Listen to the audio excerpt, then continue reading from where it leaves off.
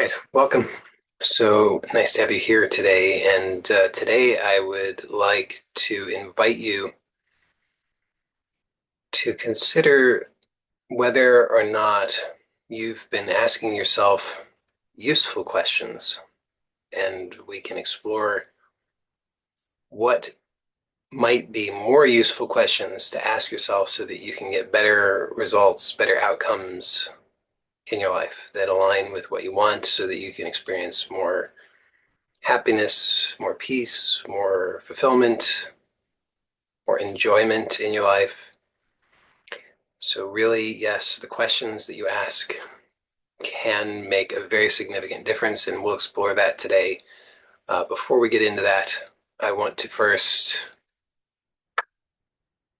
set the intention so that it's clear to you what the real purpose of these meetings, or this meeting in particular, is, but it applies to all of the meetings.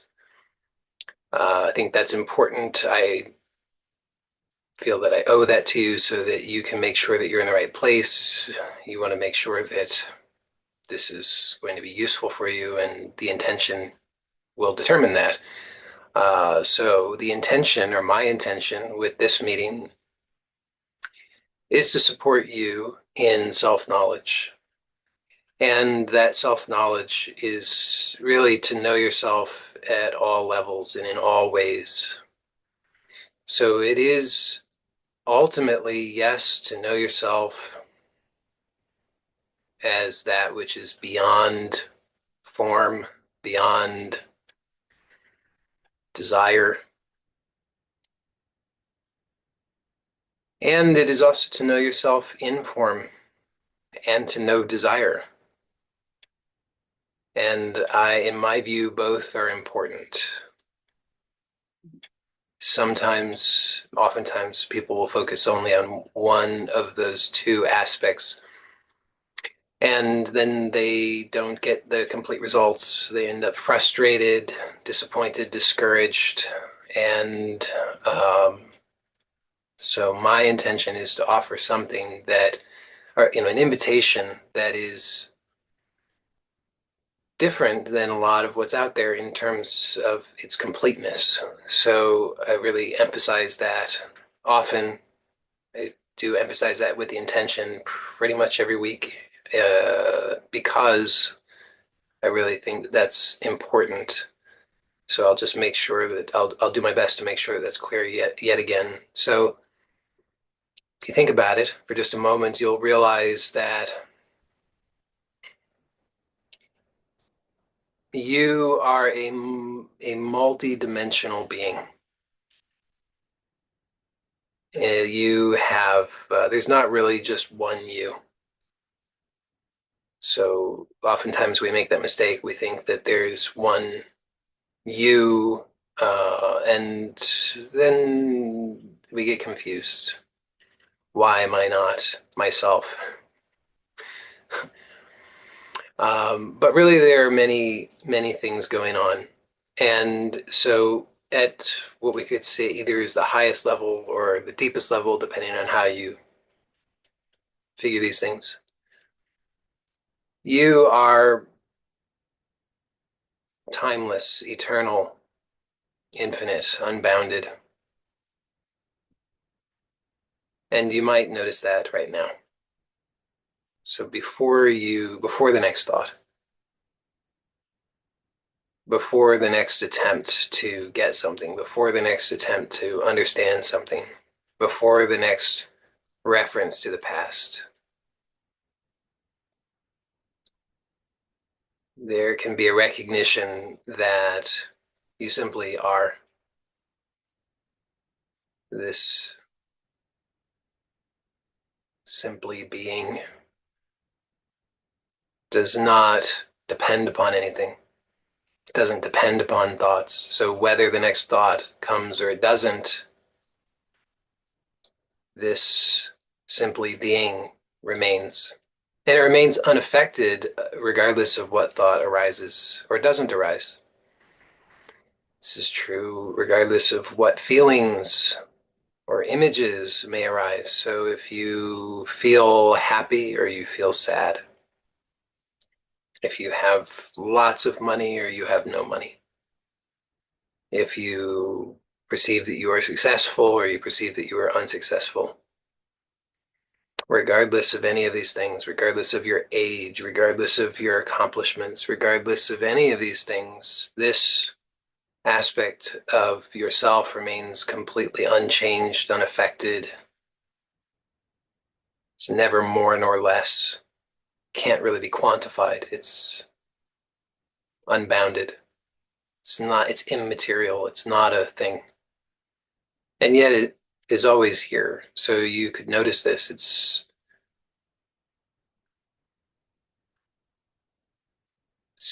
instant. It's so intimate that we often overlook it. And yet you could notice it right now.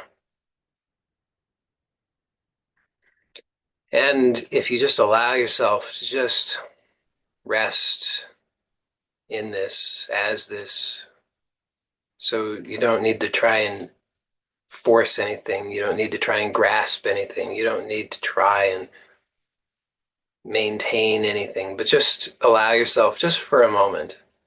Maybe it's only half a second. Maybe it's only a second. Maybe it's 2 seconds. Maybe it's longer than that. But for some timeless moment, actually, you can notice that it's possible just to be this. In fact, you are already always are this. But for a moment, you can notice that you are this before the next thing arises. And perhaps right now in this one, just this one moment, and again, don't try to force anything, but in just this one moment, perhaps you can catch this glimpse of no problem, no need, no desire, no anything. Just perhaps we could say peace, but it's not a peace that can be had. It's just the peace of being, the peace of existence. It's not a peace that depends upon anything. So it doesn't depend upon the presence or absence of any condition. But perhaps you can just catch a glimpse of that, just notice that. And so this is available to us always because it's always here. It's the foundation. Everything comes and goes in this. Without this, there's nothing else. It's the very foundation. And so obviously very important, very blissful, complete. And so some people will go on and on about this is all that's necessary. Forget about everything else. Forget about your desires. Forget about all of your ambitions. Forget about your individuated self. Forget about your name and your roles and your goals and all the rest of it.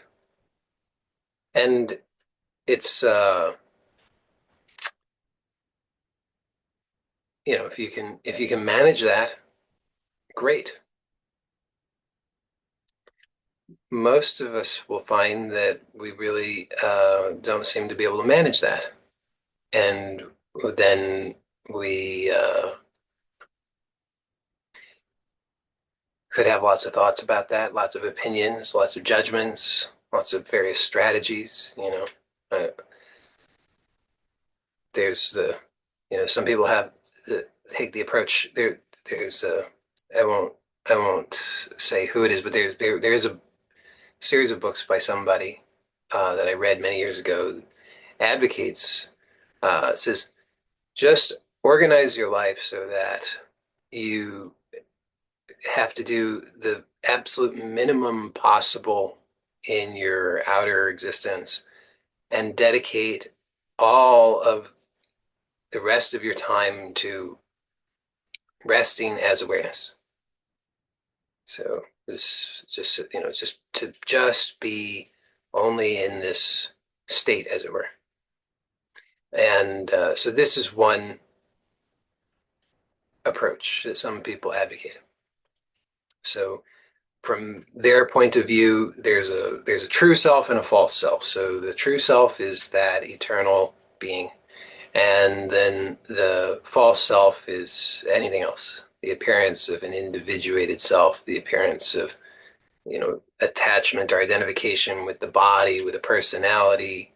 All of this is false, and it's bad and wrong and must be gotten rid of. And so just, quit your day job, and if you can just manage to live off government support and then just dedicate all of your time when you don't absolutely have to be doing something else, just dedicate all of your time to simply being, only resting as awareness. Don't move from that. Don't give rise to a thought.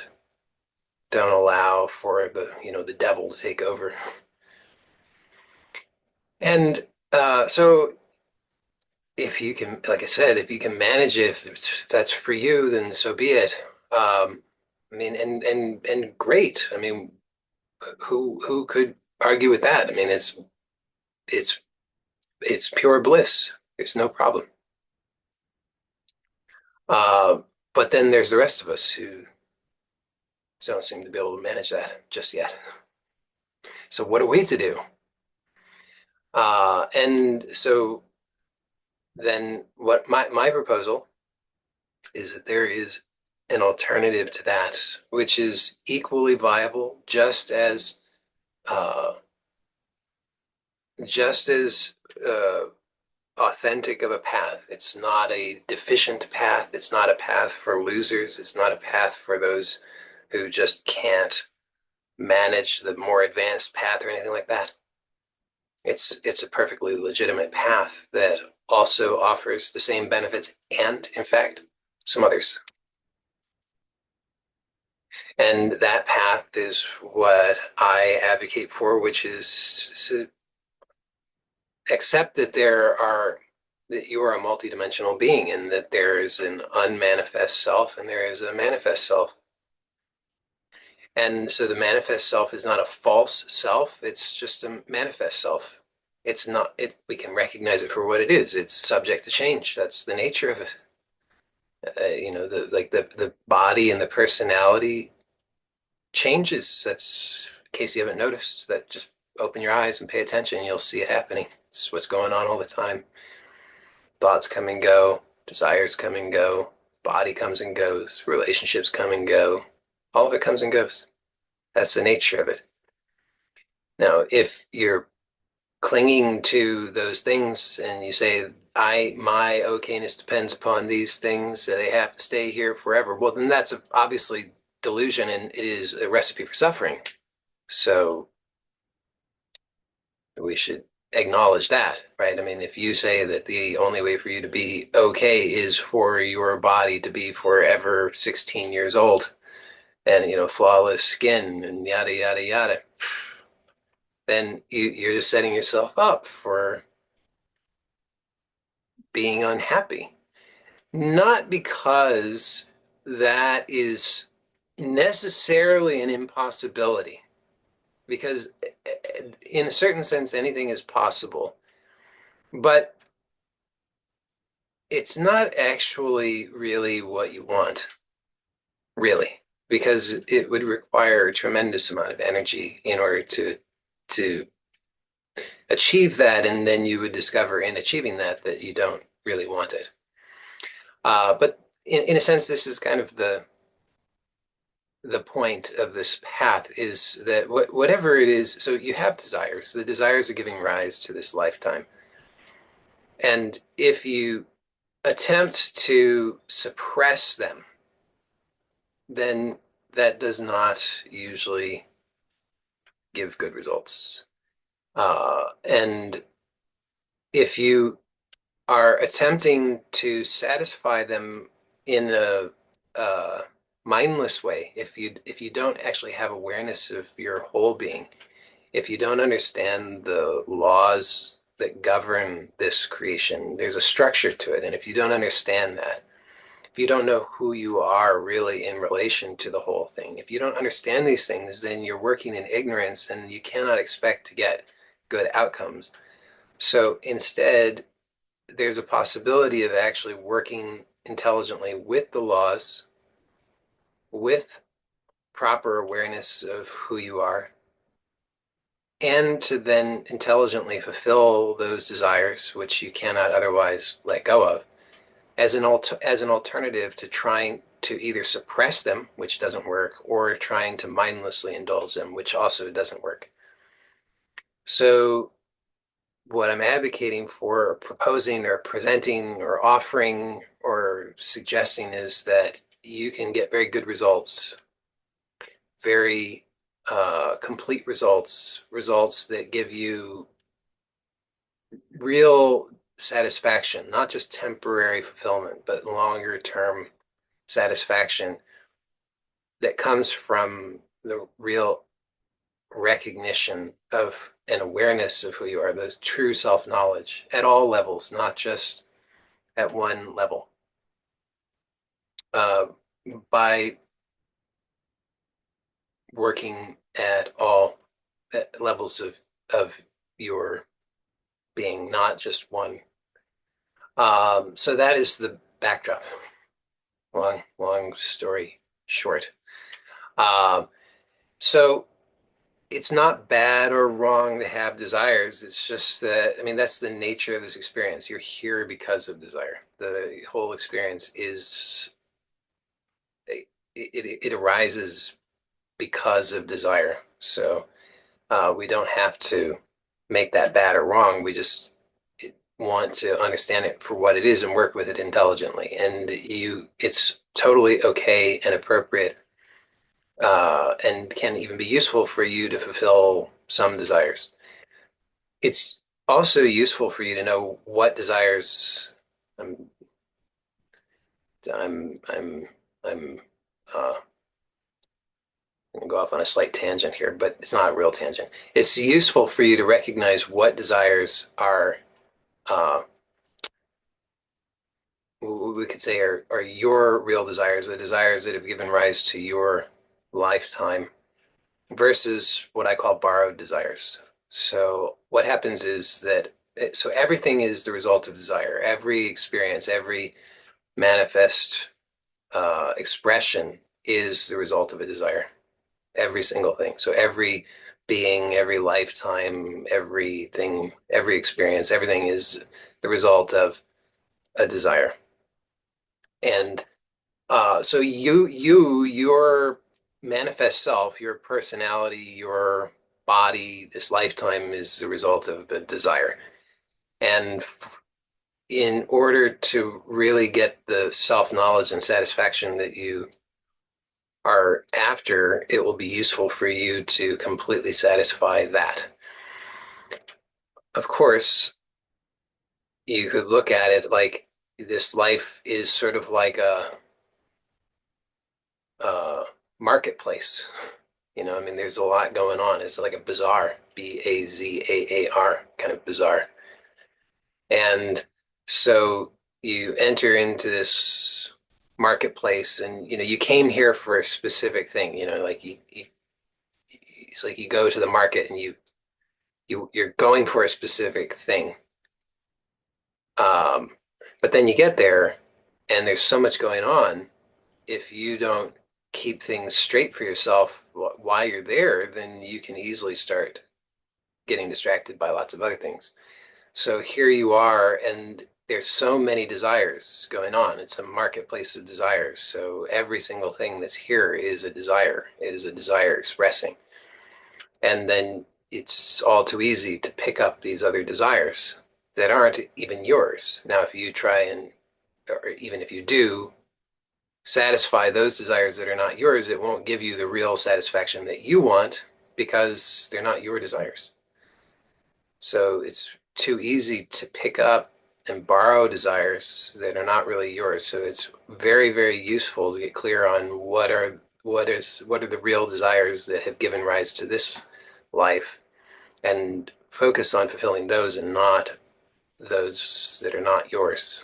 So you could just pay attention to that. That will be a really big help and time saver in your life if you just notice what desires are really yours, what desires are borrowed. So a lot of the so-called the desires that we think are ours, we borrowed from parents and uh, teachers and friends and from television and Facebook and governments and all these things that are influencing us. And so it's very useful to just do an analysis on a regular basis and be clear, is this really your desire? If it is, great, fulfill it. And if not, let it go. So that was just all to provide a context. That's the purpose of these meetings. Now, today, I would like to specifically focus on, as I said, the value of asking the right questions. So you might notice that uh, when you're not silent, both internally and externally, then you're probably asking a lot of questions. So what do I mean by that? I mean, if you're really so if you've ever had this experience consciously of silence, then you might notice it's really delightful. It's really, really pleasurable. And so real silence is total silence. It's really internal silence. There's no movement of thought. There's no reaching for anything. There's uh, just this complete wholeness, perfection, bliss right now.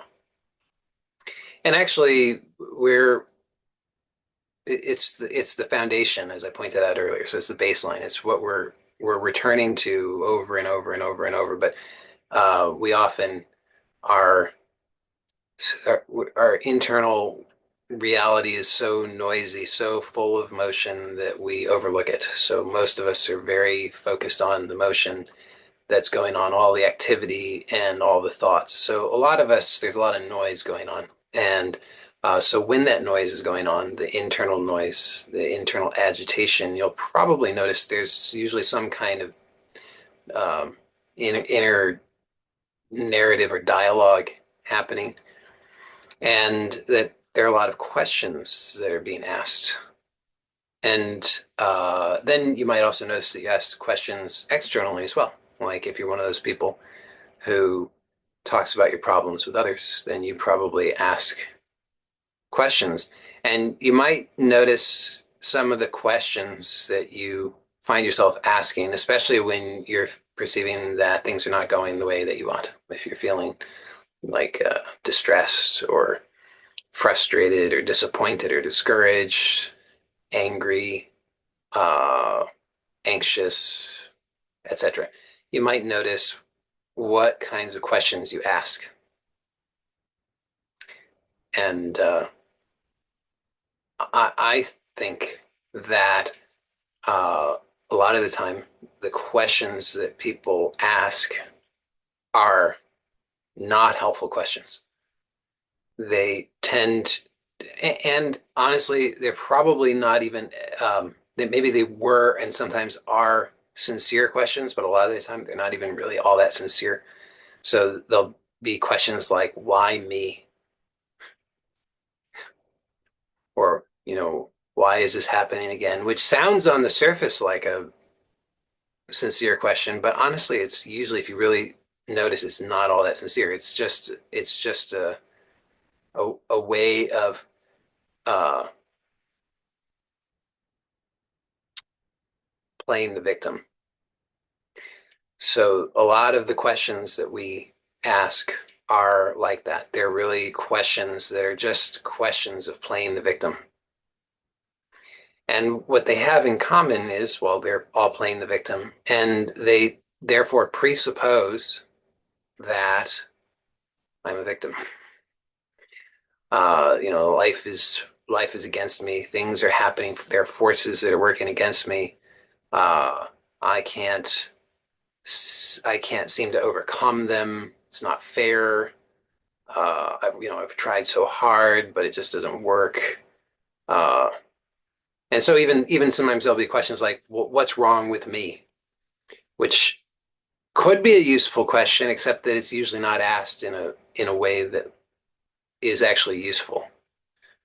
Because it usually the way it's asked, it presupposes some things. Again, it presupposes that I'm a victim. So, what's wrong with me? Like, oh, well, I just can't get a lucky break. If only I had been born to different circumstances, other people are more fortunate than me. Uh, if only things were not the way that they are, but I guess since they are, then it'll never work out for me. So there's this subtext of being a victim. And so my proposal is that asking the right questions or asking more useful questions can give different results. And I'll propose to you a couple of questions, and this is not really meant to be an exhaustive list of useful questions, but a couple of questions that I think could be really powerful questions to ask. Um, One which I hadn't really thought of in advance, but now is occurring to me, which is one that I've mentioned before. If you ever notice yourself focusing on what you don't want, then that might start to become a reminder for you to ask this useful question, which is, what do I want instead? So that is, I've I've mentioned that question a number of times because it's a really powerful question. And so I'm proposing that you could allow from now on, anytime that you become aware that you're focused on what you don't want, to be the reminder for you to ask yourself the question, what do I want instead? So you could even, let's try it out together right now. So you could notice if there's anything that recently, perhaps today, perhaps in the last hour, perhaps even in the last half hour, 10 minutes, 5 minutes, maybe you've noticed something that you've focused on that you don't want.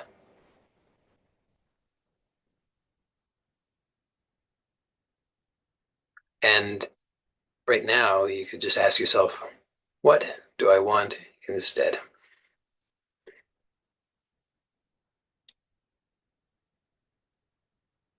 And one of the keys to success with all the questions that I'm going to propose is that you have to actually slow down and attempt to sincerely receive an answer to them so that they shouldn't be insincere. They should really be sincere. Should have a positive expectation that it's possible to actually receive answers that will be empowering, that will allow you to do something different, that will give you better results. So when you ask this question, what do I want instead? Then have the positive expectation that it's possible for you to actually receive or tune into or recognize a useful answer to that. Now, I'll point out a few things. If you've heard me talk about this before, then this particular question, this will not be new to you, but it's a useful reminder nonetheless. Do not settle for insincere or unhelpful answers to that question, or really any question. So sometimes, because we're so in the habit of just focusing on what we don't want, if we say, well, what if we ask the question, what do I want instead? We might answer that or receive an answer that is not really sincere or helpful. It will still be what we don't want, but disguised as though it could be what we do want. So, for example, if what I don't want is pain, right? If I'm focused on pain, and then I ask myself, what do I want instead? Then it's possible I could come up with the answer, well, to be free of pain. It sounds sort of like maybe it's a legitimate answer on the surface, but actually you'll notice that it's still just focused on what you don't want, right? So if you don't want pain, then saying you want to be free of pain is just another way of saying that you don't want pain. It's still focused on what you don't want. What's remarkable about it, however, is that it says nothing about what you want instead, despite being the answer to the question, what do you want instead? So you have to be watchful for that. And you have to insist upon answers that actually answer the question that's asked. So the question is, what do I want instead? And what I want instead cannot be the absence of what I don't want. That's not a legitimate answer. A legitimate answer would have to be something in and of itself that's not referring to what I don't want. So if the answer in any way is referring to or dependent upon what I don't want, that is not the answer.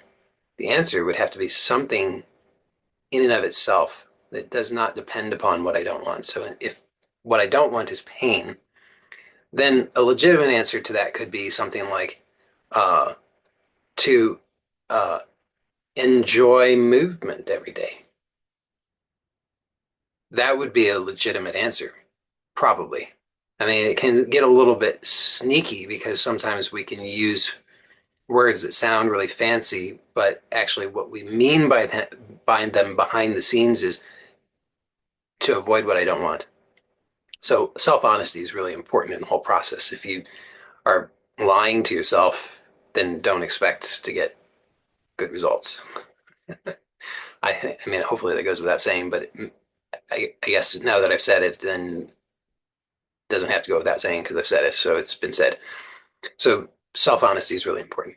Okay, so that's one question is what do I want instead? Now, another question that I think can be really, really powerful is uh, what do I need to learn? Or you could phrase it as what do I need to do differently? They're different questions, so you could treat those as two different questions, or they could be alternative questions that you could ask. Try them both. So, what do I need to learn? What do I need to do differently? See, a lot of the time, like I said, we've become hypnotized, perceiving ourselves as victims. And this hypnosis goes so deep that we really don't recognize it. It really takes a lot of sincere self-honesty and reflection in order to recognize this, to recognize just how deep that hypnosis goes, to actually start to recognize and reclaim your real power.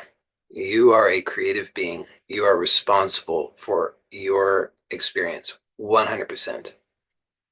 So uh, anything that runs counter to that is part of that hypnosis that says, I am a victim. So if there's anything that I make responsible for my experience that's outside of me, that's the result of hypnosis. That's not helpful at all. So the questions are intended to at least momentarily help a person to awaken to their authentic power. So again, I'm proposing have a positive expectation, be sincere, be honest with yourself, and don't settle for any kind of insincere or superficial answer, but actually demand sincere answers that actually help you to make positive changes. And so it should be that these questions should reveal to you that you are empowered to make changes, that you actually are empowered, always empowered to make all the choices that you are making. You've just been making most of them unconsciously, but you can be conscious and you can make those choices consciously. So, but it really starts with acknowledging that that's your power. It's not outside of you. So nobody else can choose your experience for you. Nobody else and no external conditions determine that.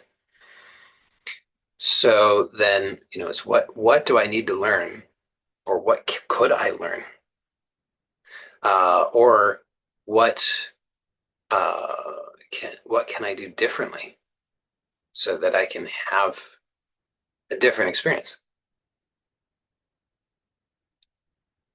So again, the presupposition most of the time is that I am a victim, and as I've already said, that hypnosis runs so deep that I can't overstate how important it is. So a lot of people will make the mistake of thinking, "Oh, I get that. I understand that." And then they'll not really recognize just how deeply it goes.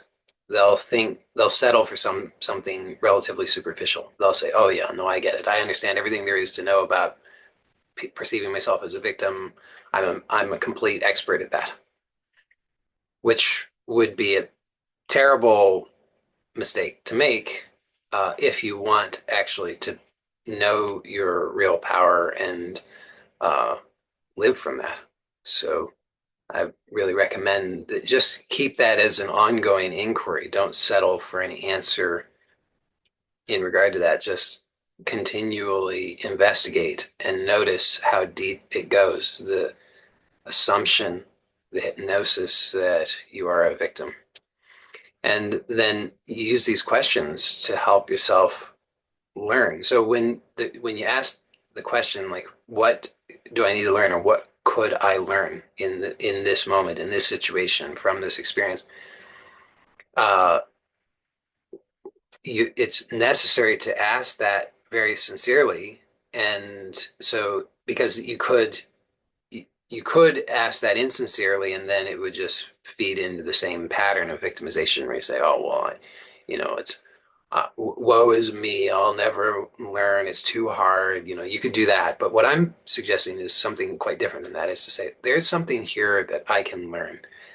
And in fact, this experience is so that I can learn exactly this. And it's all here for me. It's all here. The lesson is spelled out clearly for me. I need only to really open my eyes to see it. I need to listen with the proper kind of listening, and then I can recognize that. So the question is really a prompt to open yourself and shift to that kind of way of perceiving.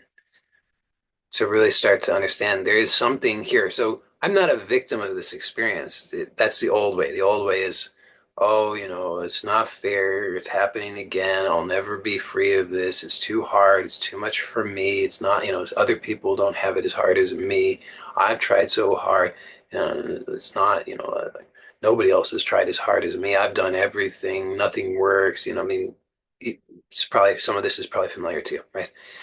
And that old way clearly does not give the real results that you want. It's just reinforces being a victim. So it keeps you stuck. You don't make the changes. So this question, what could I learn, or what do I need to learn, is so it shifts that. It shifts the whole way of looking at it, and it will be very useful because it's actually more truthful.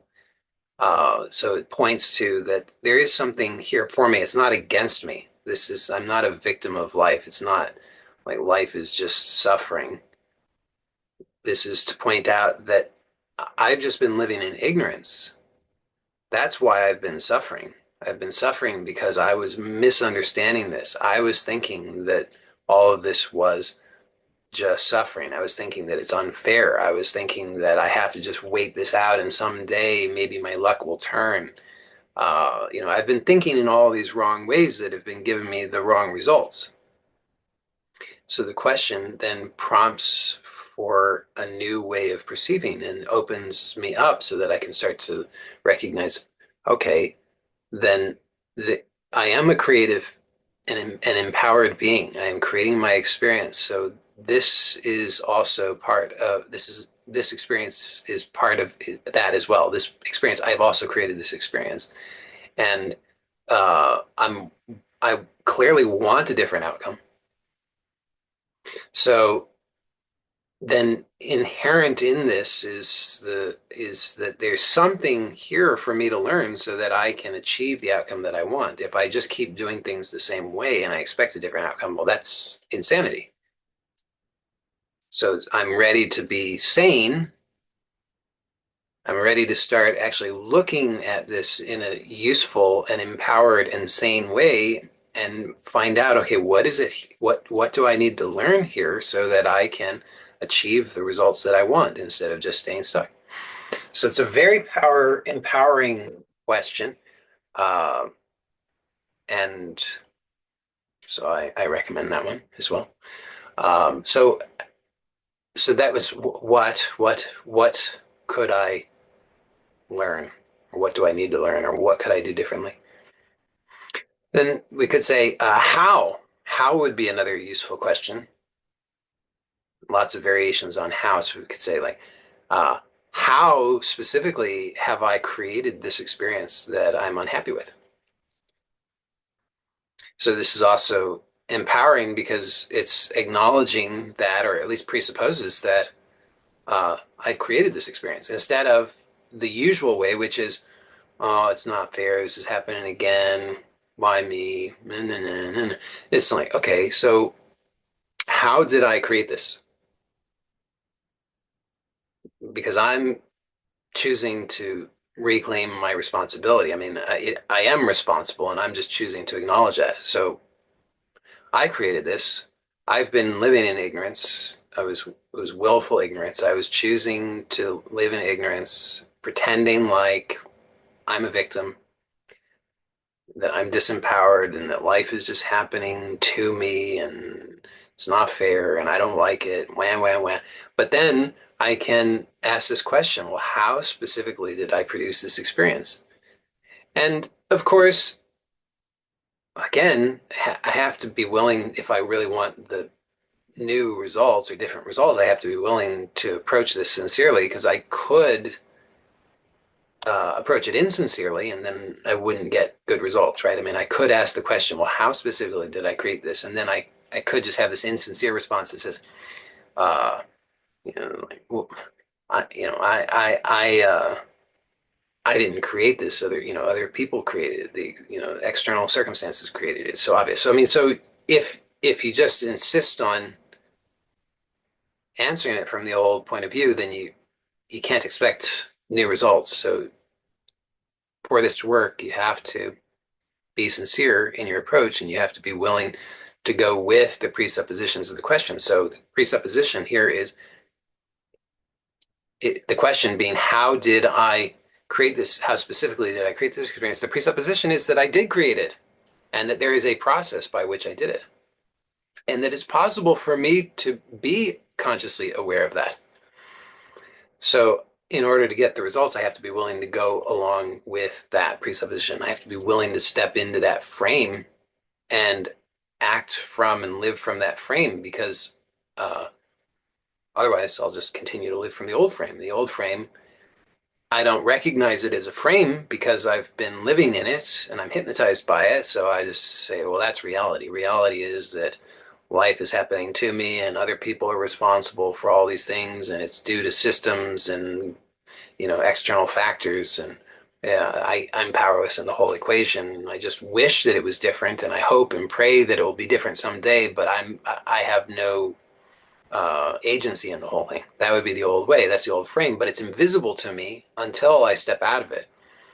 So, in order to step out of it, this is one way to do that: is to step into the new frame by accepting the presuppositions of the question. How specifically did I create this experience? So then you have to be willing to answer it from within that frame. And even if there's a part of you that balks at that, this this is bullshit, everything's happening to me, I'm a victim, can't you see? It's so obvious, like, and there'll be all kinds of potential justifications for it. I mean, trust me, I get it. I understand. The mind will say, oh, come on, you didn't create earthquakes and you didn't create the weather, and there's obviously stuff that's outside of you that's influencing you. It's like, fine, that's fine. And that's not the question here. The question is, what specifically did I do to create this experience? The experience is my experience. It's not my story about it. The experience is what I'm actually experiencing subjectively. It's not the so-called objective external facts. That's just the narrative that I've spun to justify continuing to do things the same way.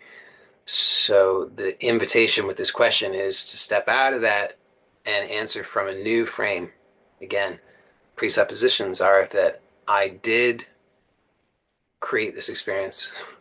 There's a process by which the experience was created, and I can be aware of that. That will allow me to consciously choose something different. So that's really, really powerful. And it comes just from answering the question sincerely and then being willing to receive sincere answers to that.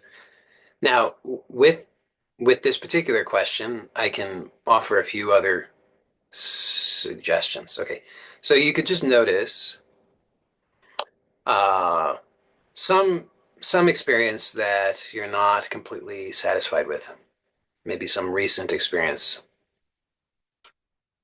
So what am I referring to when I say an experience? I mean some subjective internal experience, the way that you usually it comes down to how you feel about it, right? I mean, a lot of the time it's like how you feel about it. So you're probably not feeling so great about it, whatever it is, right? You're feeling frustrated, disappointed, angry, sad, whatever.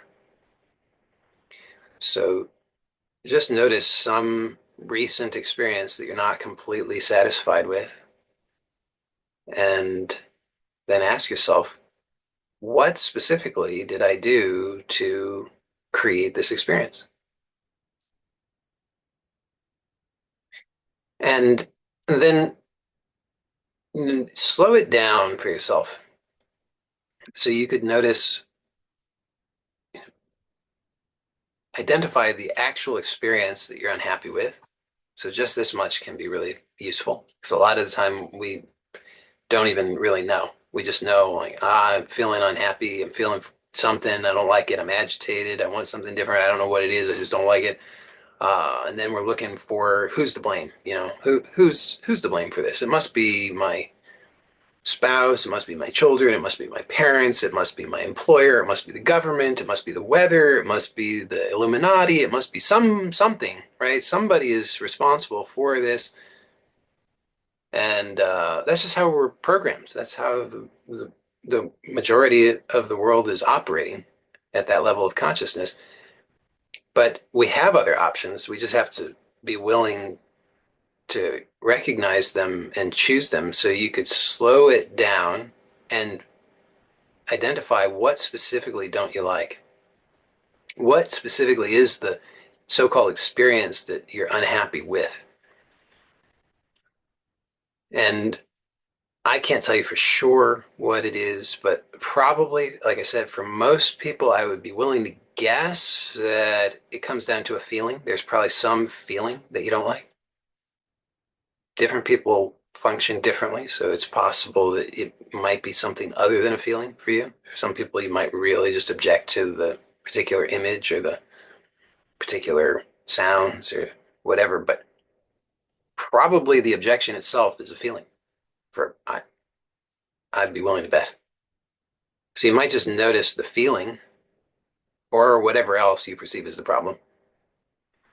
And then in your imagination, just back it up one step, really slowly. Just what's the thing that happened just before that?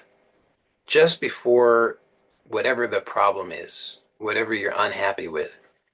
So if it's a feeling, then notice that the feeling was not always there, right? So the feeling came about, and prior to the feeling, just before that, there was something else that happened. What was that? And if what you're aware of is something external, that's okay. So you might say, well, I was fine. Like the problem is I'm feeling frustrated or I'm feeling angry, and what happened just before that was my spouse said something to me. So, okay, fine. But slow it down even more and notice there's something in between. If what you come up with is something external that happened just before, then notice what happened between the external thing and the appearance of what you're unhappy with, the internal thing you're unhappy with. And when you slow it down, you'll notice that there's an internal process that occurs. It might just be one step, it might be two steps, it might be three steps, it might be four steps, but there's something internal that occurs. So there might be external cues, triggers, but none of those things are actually the problem. I know that might seem crazy, but actually just pay attention and you'll see it's true because the external things, you're not experiencing external things. So and you can't experience a problem outside of yourself. If you experience a problem, you experience it inside yourself. So what you're experiencing is not something outside. The problem is something inside. And so, yes, of course, there could be external triggers or cues, but that's not the problem itself. The problem is an internal process that might have been triggered by something external. So when you slow it down, you'll notice the process. So there's going to be some kind, like maybe if you really pay attention, you'll notice there may be sounds in the form of thoughts, like an internal voice that says something. Um, and if you really, really slow it down, you'll probably notice there's also images. You're flashing on things from the past. Uh, because you couldn't possibly have a problem without the past. See, you're always dragging the past into it. Usually you're just not aware of it. And you don't even necessarily have to become aware at a really deep level. You just have to become aware just enough of the process so that you can actually produce a change. So just notice what you can notice. Maybe you flash some images on a mental screen. Maybe you hear some sounds in the form of maybe some words. Like there might be a thought that says, this shouldn't happen, or it's not fair, or they don't care about me, or, whatever I have no idea. It's going to be highly dependent on whatever the specific processes that you use, but just I'm proposing some possibilities. Just notice that process is exactly how you produce the experience. So the experience doesn't just come out of nowhere. The experience is the result of a process, and that process is internal. And when you become aware of it with the prompt of this question, what specifically did I do to create this experience? Then you can change it. You can't change it if you're not aware of it. Not entirely accurate, but it's much easier to change it if you're aware of it. So, or in some respects, it's easier. For most of us, that's usually the easiest way. It's the most accessible way. Let's put it that way. So, becoming aware of the internal process is really useful, very powerful, and it's totally available to you. It's not hidden. It's just that you have to ask the question and then you have to be sincere and slow down so that you can notice the answer. And if you if what you the answer that you come up with is I can't get an answer, it's hidden from me. Don't settle for that. Just slow it down. I promise you, you can become aware. If you're really, really, really struggling with that, then I would suggest that it would be quite helpful to do a simple parts integration process with that. So the idea here is, which I'm not going to go into in detail, today, but I'll just give you an overview, which would be enough that probably you could work with it. And if not, then it would be better for me to coach you through that process in more uh, detail, probably in a more on a one-on-one basis. But I'll give you the basic steps just so that you have the information.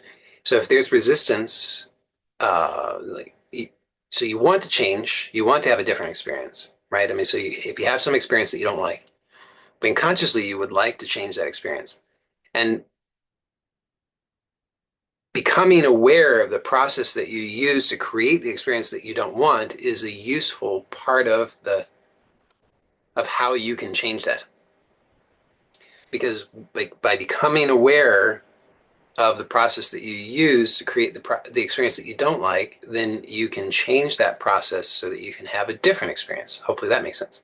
So consciously, you want to change the experience, and therefore, actually, consciously, you want to become aware of the internal process you've been using because having that awareness will allow you to make the change. So consciously, you want to make that change. If you're experiencing resistance, then it's as though there is a part of you which is resisting that.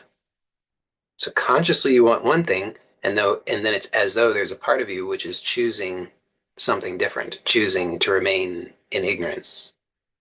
And it's important then to understand that actually all parts of you have positive intention. So even if there's a part of you which is choosing to remain in ignorance, its intention behind that is positive. Now that might not seem clear straight away, but it can become clear to you as long as you're willing and open to sincerely engaging with that part in good faith, with accepting that the part does have positive intention.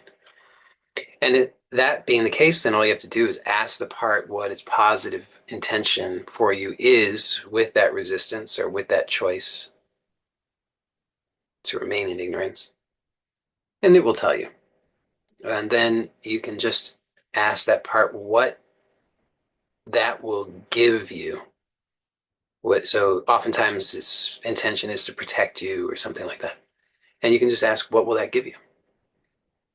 And you can continue to ask that question, what will that give you, until this part will let you know that really underneath everything, its positive intention is something like love or peace or connection or harmony or joy, something like that.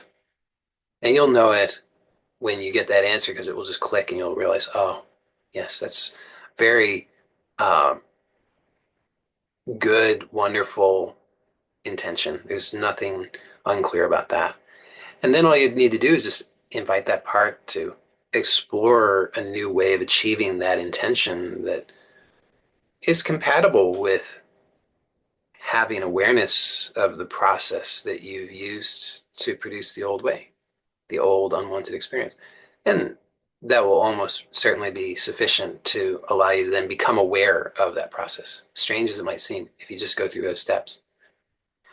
So, having awareness then of the process that you've been using to create the experience that you don't want will probably, in most cases, be sufficient to allow you to start to make positive changes. Because keep in mind that actually you want to have a different experience. You want to have an experience that you find to be uh, more in alignment with your values, right? I mean, if you're having an experience of frustration and you're not liking that, then I can pretty much guarantee that you don't value frustration. You probably value things like, uh, happiness, growth, joy, um, progress, love, connection, things like that. And so you want to actually make choices that are in alignment with that so that you can have those experiences. Then you'll feel more fulfilled. And as soon as you have conscious awareness of the way that you've been doing it, which isn't giving you the good results, new ideas will come to you that will allow you to have better results. Now, does that guarantee that you'll instantaneously get the results that you want? No. I mean, that that doesn't seem to be how things work, right? But new ideas will come to you.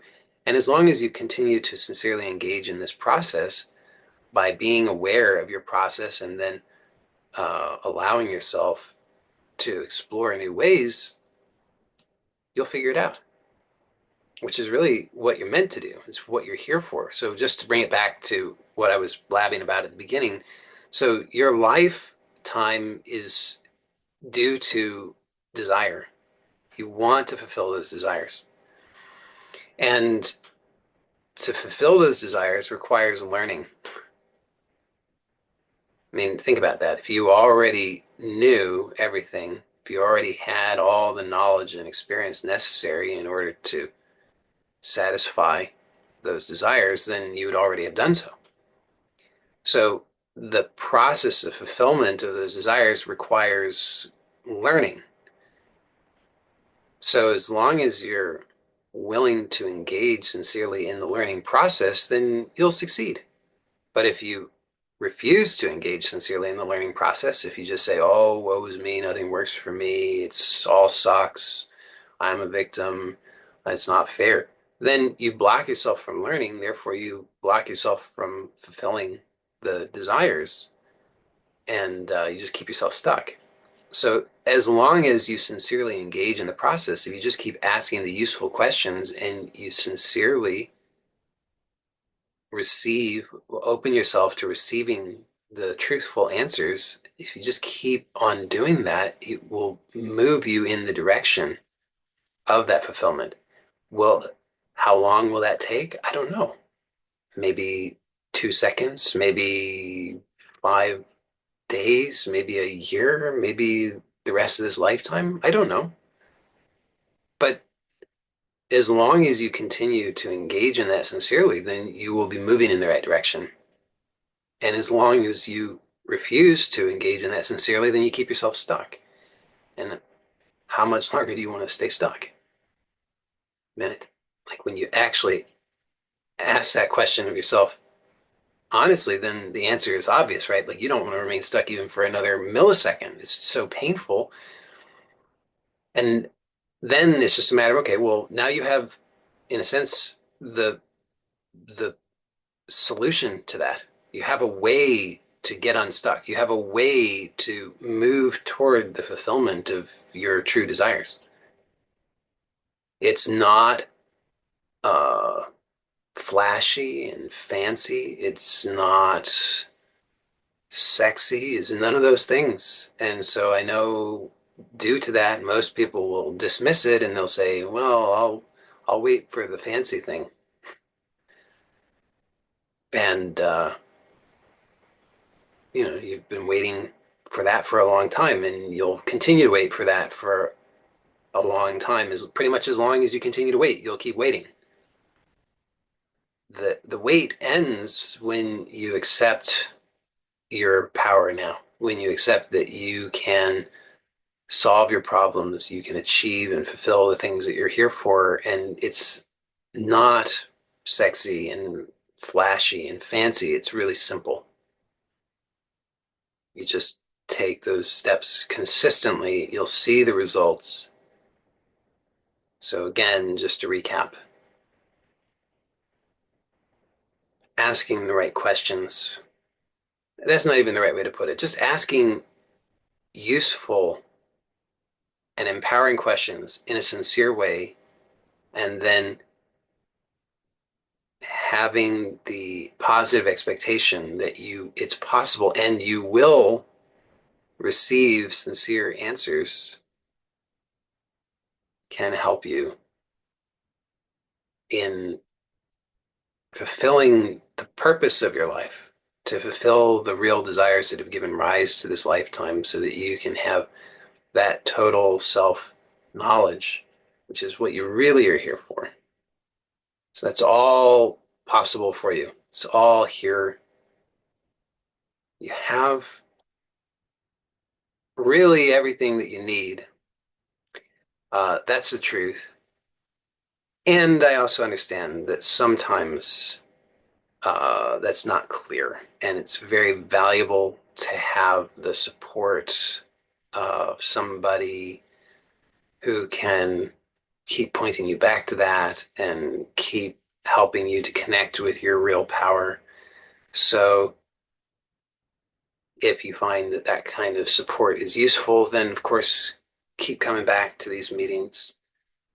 If you are somebody who's watching this on YouTube and you would like to join these meetings live, I invite you to do so. And you can get that information by signing up on my website, joylott.com. Presently, the way to do that is on the homepage. There's an option to sign up to get the free ebook that covers 5 of the fundamental laws of creation. And when you sign up for that, along with getting that ebook, which is very valuable, you will also receive an email with the information so that you can join these meetings live. When you do join the meetings live, you also will be able to stay on for the group coaching that follows. And so it's very valuable to be able to do that. So I encourage you to sign up so that you can get that information. Also, for those who want even more in-depth support and guidance, you may be interested in the Manifesting Truth program that I offer. It is a paid program.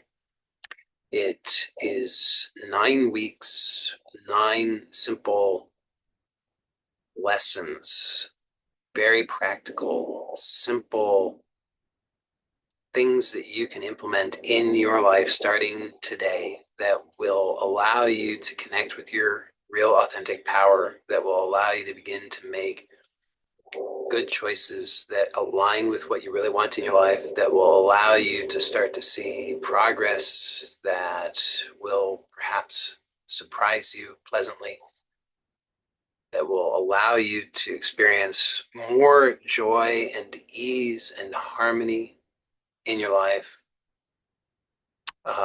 With daily support, I offer daily support for the people who participate in that program for the first 9 weeks.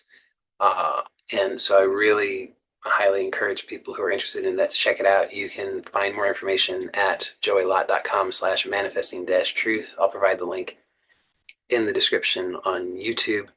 For those who are here live, we'll stay on for the group coaching just in a moment. For those who watch this on YouTube, I'm going to end this recording. So blessings to you all. Bye for now.